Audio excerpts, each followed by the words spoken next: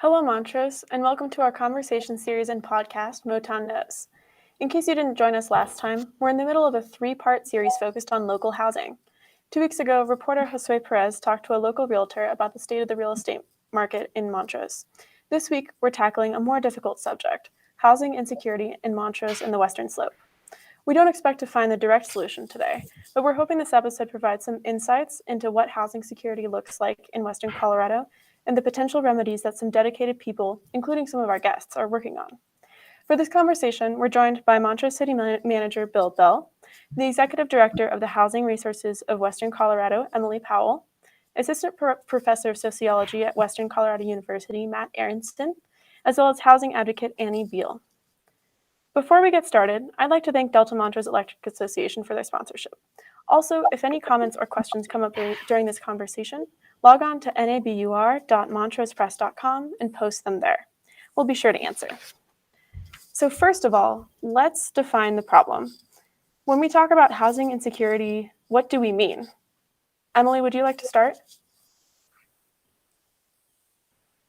Sure. Thanks for having me tonight. You know, housing insecurity means probably exactly what you think it means. It means when people are struggling to find or stay in housing that's reliable and safe to them. And so that usually comes down to a mismatch between what's available in the market and what they can afford. So that can look like people being homeless or on the brink of being homeless. It can look like people just not being sure when if they're going to be able to make their rent payment that month. For some people, it also means just not being able to live in very good conditions, not being able to move if their rental unit is in bad shape and their landlord isn't keeping it up, not being able to make repairs on their home if they own the home. So it can look different to different people, but fundamentally what it comes down to is that mismatch between people's income and what it costs to secure a home that is safe and quality and affordable to them on an ongoing basis. That's a wonderful definition, because housing insecurity is more than just what you might first think of people experiencing homelessness. Housing insecurity can affect people who have regular full-time jobs, who are working multiple part-time jobs. It's the gambit of not having an excellent place to live, essentially. So what causes housing insecurity? Matt, do you want to take this one? First of all, I would just like to say, thanks for having me. And I very much agree with Emily's description of housing insecurity. Variously defined, like housing inadequacy is another way to think of it. I guess one of the only things I would add is to that definition real quick is that inadequate housing is housing that's not proximate to where you need to be, right, in terms of getting to work, and transportation access. And inadequate housing is that kind of housing or dwelling opportunities that basically isolate people that are maybe on the outskirts of town where they maybe don't want to be. I guess I would just sort of add that little wrinkle. Now the causes, don't hold it against me, but as a sociologist, I try to think of kind of the macro level social forces that contribute to this crisis. And the housing crisis in places like rural Colorado, we're not special, we're not unique. Housing crises are going on all across the globe, from Hong Kong to the United Kingdom, and even in rural areas of those various countries. And so just in terms of the causes are many, more, I guess, larger scale, I would describe the situation that we have been in for a number of decades now. Actually, the housing crisis is not new. That it corresponds to the fact that residential property has become financialized. In other words, people, owners who are landlords, they're increasingly either needing to rely on or turning to their housing properties as a source of income, as profit making.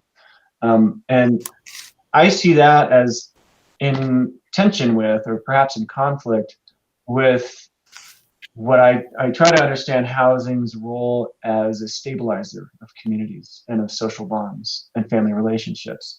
And that housing in communities can be a big part of the social fabric, the kind of social glue that holds people together in edifying and helpful ways. So that's part of it, and it makes sense in the context of consumer capitalism, a hollowing out of well-benefited, high-paying jobs, an increase in low-wage, precarious employment, an increase in the cost of childcare, an increase in the costs of healthcare, a decrease in people's access to healthcare, though we've seen some changes in that recently.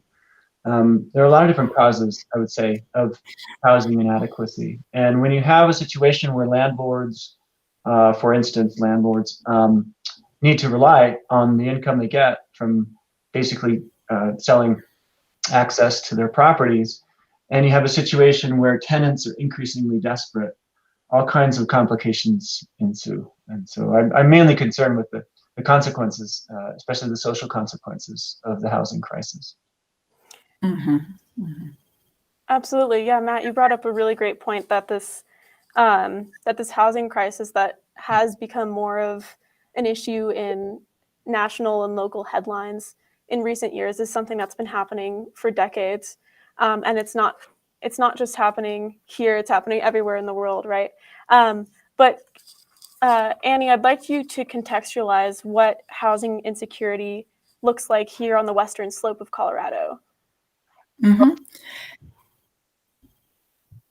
Thank you, Anna. I've been really looking at manufactured home communities and also homes that are facing a burden of not having enough upkeep. And out here in the West, there's a history of manufactured home communities being put in place in the late 60s and 70s as sometimes a temporary action or sometimes as a way to get some homes down. They're manufactured, they're easy to go up, and then they haven't really been upkept over the past 60 years. And that is similar with just single family homes that have been owned by low-income home owners, and the type of access to financials that our rural communities have had to continue living and not necessarily invest in the upkeep of homes. And so we're seeing a turn of these homes that are really aging in our current stock.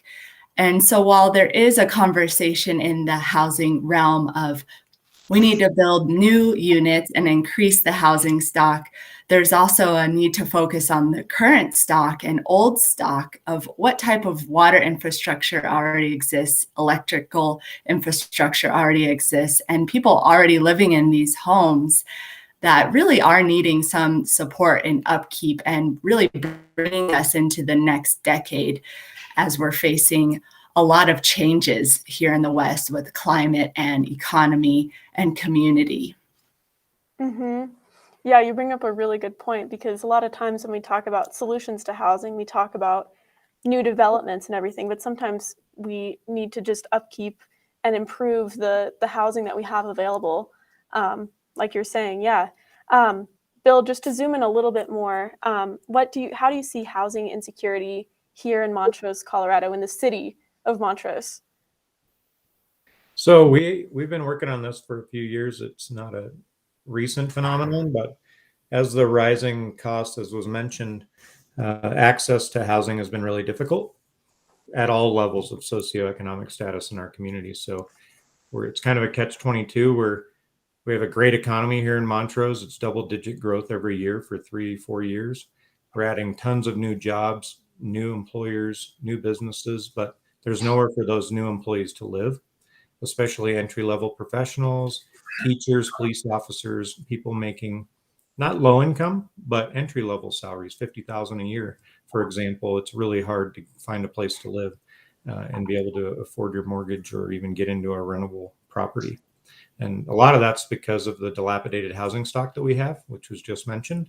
And so there's a lot of programs in the works right now, a lot of projects It can't be done solely by the government and by a city, but we can do it with collaboration and with private partnerships, and that's what we're doing here in Montrose. Gotcha. Yeah, no, as a entry-level professional myself, I can speak to how difficult it was to find a place to rent when I was first moving here. Yeah, so it's something that affects everybody.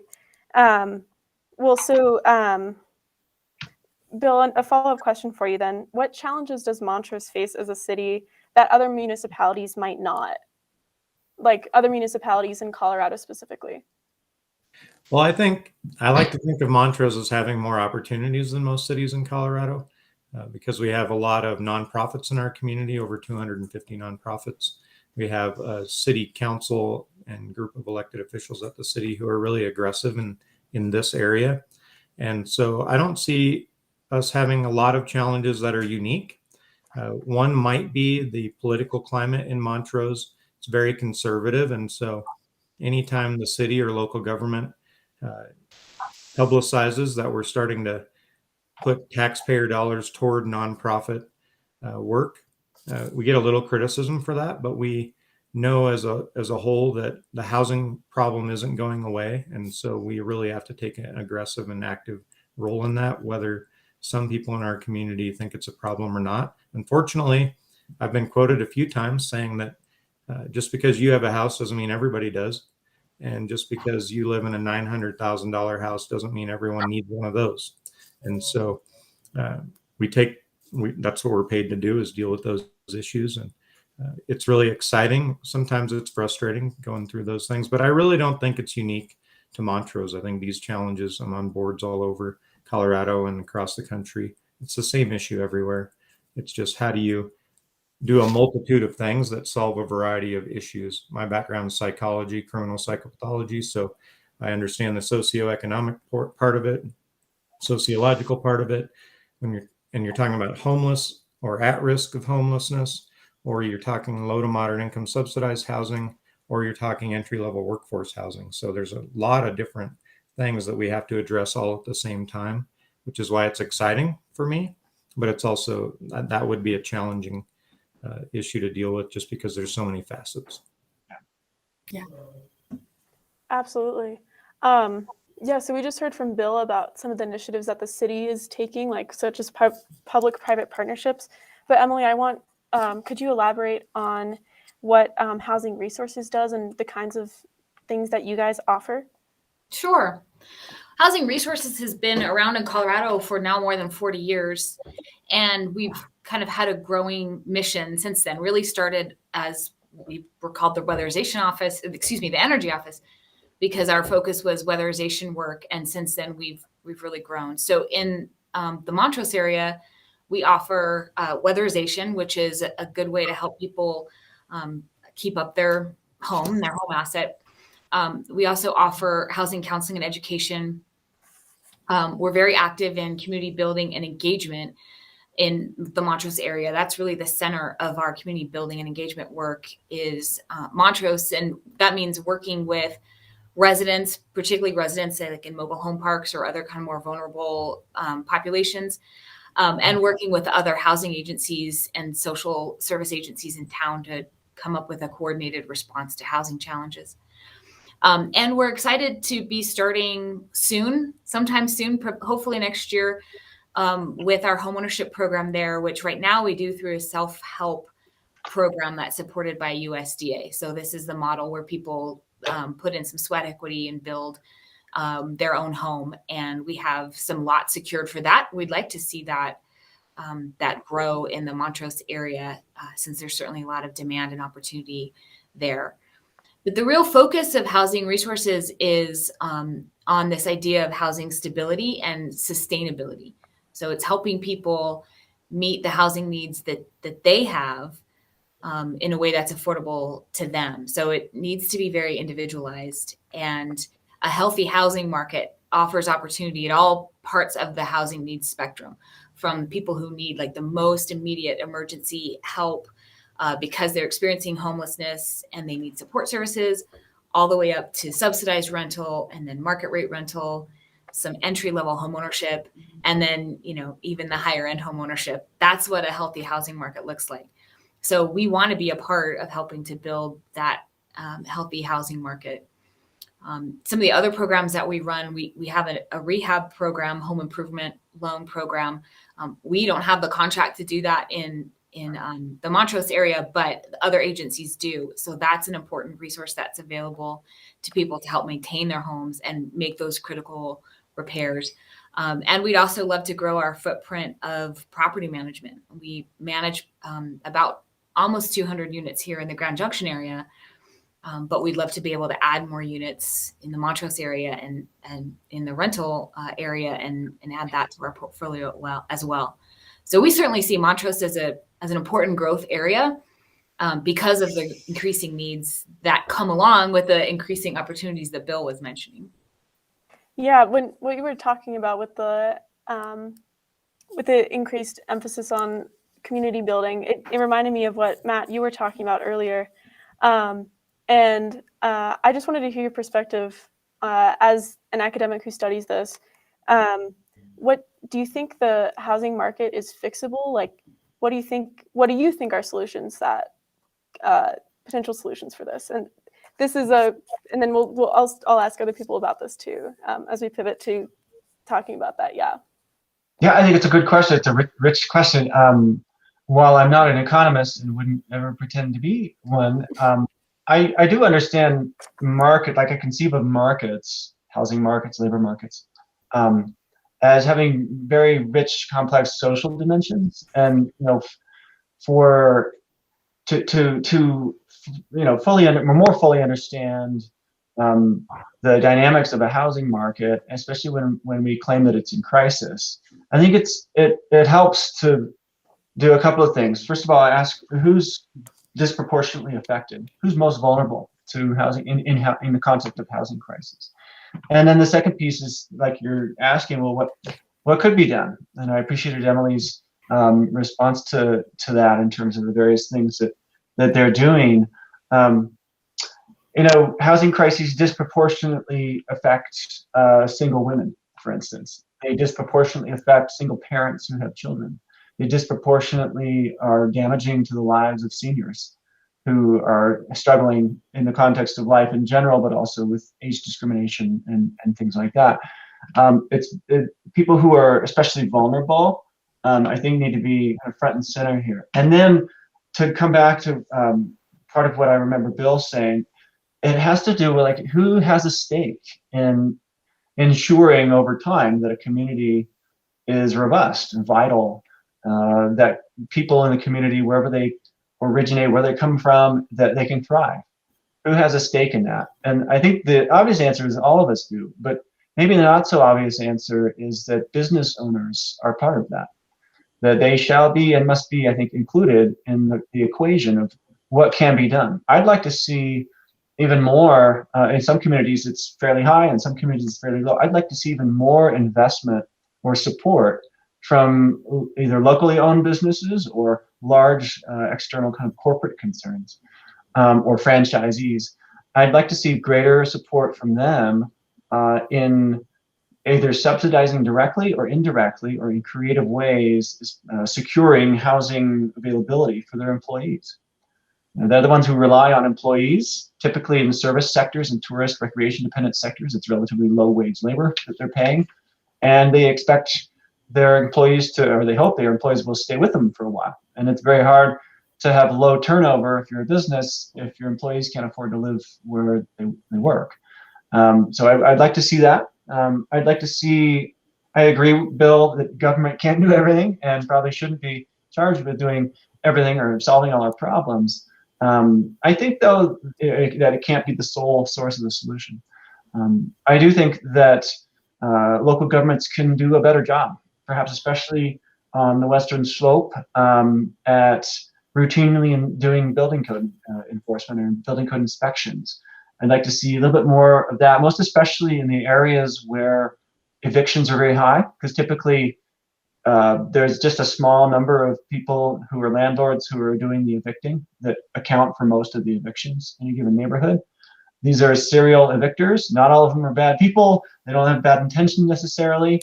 But it'd be interesting to find out who they are and what's going on there in terms of what can either a combination of maybe a public-private partnership do in terms of, say, pre-eviction mediation, providing services for that. But also trying to figure out, are there banks that are supporting, that are giving relatively low interest loans or sweet deals to these serial evictors? I think it's important to know that. The last thing I'd say is that, if we can find good data, especially in our area on the Airbnb listings, Airbnb is not going away.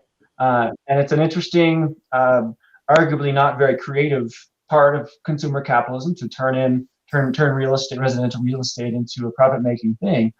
But it is growing. It's an extraordinary phenomenon, and I'd be interested to see if counties or municipalities have data that compare Airbnb listings with eviction rates, and if there's a connection there, try and maybe develop some policy around what can be done there. Bill, I'd like to hear your take then on short-term vacation rentals here in Montrose, because here in Montrose, we're kind of in the middle of the valley, and it's not quite as desirable of a vacation spot as something like Gunnison or Telluride, or at the higher elevation in the mountains. But have you seen have you been able to see what the role of short-term vacation rentals is in Montrose, and how that has changed over the years? Yeah, we implemented an ordinance here a couple of years ago based on some of the neighboring mountain communities. It's much more prevalent in the mountain communities where they have ski resorts and high-end destination recreation opportunities. We're more of the pass-through community, or the community where all the workers live, to support those areas. And so we do track short-term rentals here in our community. We use lodging revs, which is a branch of muni revs for the collection side on lodging tax. And we've had a handful of new ones each year, but we really don't have a huge issue with short-term rentals yet here in Montrose. Last year, I think our total count was up to 82 or 90 in total. And so it just isn't as prevalent as it is up in Mountain Village, Telluride, Ouray, over in Gunnison, Crested Butte, in that area. But I also want to mention that I also think that local government should be involved in this and doing projects. And I am really proud, and I don't want to run out of time without letting everybody know what the city is doing here in Montrose with private partners. It was brought up earlier, mobile home parks and fixing those up, or manufactured homes and having those available to people. We are partnering with the private entity that's cleaning up 3 of our mobile home parks. They're putting $6 million into that project. The city's putting $600,000 into that to support it, to provide safe drinking water and good sanitation. We found when somebody went in to actually inspect those systems, we had people in our community living in poverty. They had no running water and no sanitation right here in the city. Most of us didn't know that existed. And so we're helping fix that. We're putting $750,000 into expanding Cimarron Creek Manufactured Home Community by providing the sewer extensions for that project, which will bring online 125 new manufactured home sites for entry-level professionals as well as seniors. It's primarily retirees in that area. We're putting in $3 million toward water and sewer infrastructure to provide multifamily apartment complexes for workforce housing, market rate. And then we're partnering with CASA to build a tiny home community and multifamily community to support the 18 to 24-year-olds who are at risk of homelessness after they get out of foster care programs. So we're doing that. And then we're also partnering, and we just went to Grand Junction and toured the Pathways Village this week. And we're talking about doing something similar here in our community for more of a permanent supportive housing or tenancy supportive housing project, which would be more voucher-based and low to moderate income / homeless. So we're working on a lot of things right now. Sometimes it doesn't read that way in social media or something, but just want to let everybody know there is a lot of work being done at the moment and a lot of money. So a lot of times you'll hear government officials talk about, oh, we need to solve all these problems, but most cities don't actually put money to it. And that's one thing I'm proud of here in Montrose. Thank you for going into that, Bill. I had a question for you specifically about that. So thank you for going into that before I asked a question impromptu. So and that's reassuring to hear that the city is, so to speak, putting their money where their mouth is on this issue. Annie, I want to ask you another question too, which is what are some roadblocks do you see to more affordable housing, and how do you think those can be overcome? Yeah. Well, people always say money, and I'm so glad to see that the city of Montrose is investing heavily in affordable housing. And I think in conjunction with funds is community support. I think there's a critical need for community organizations to be forming different coalitions or working groups to support communities to move from these systems of being kept in poverty or kept in a housing situation that is not sustainable, and to really support community members to move through these layers, similar to housing resources of Western Colorado. And so the more that communities come together and form these networks to not only build in funds, but to build in supportive programs and aid residents in gaining control of their communities, whether that's a manufactured home community, the more that communities can have control of land and housing, they can continue to invest in their future. And so that relates to what Matt was talking about, how housing has become financialized, and it always has been a really private, individual effort towards the American dream. And when we start to shift our notions that this is a community effort and we can bring other members of our community to reach these goals of having secure permanent housing and having ownership of the homes and the land under their homes, there's just a total possibility to make more resilient choices and lead to a lot more growth in our community's capacity once housing is firmly secured, and so much more can come from that. You make all of y'all are making me think of the Maslow's hierarchy of needs, where housing and basic shelter are at the bottom of the triangle, and of course it goes up. So that's not only true, from what I understand from what you're saying, it's not only true for an individual, but of course for the community, because without a solid space for everyone to come together and for everyone to be and to live, a community can't grow and foster like it should. Yeah.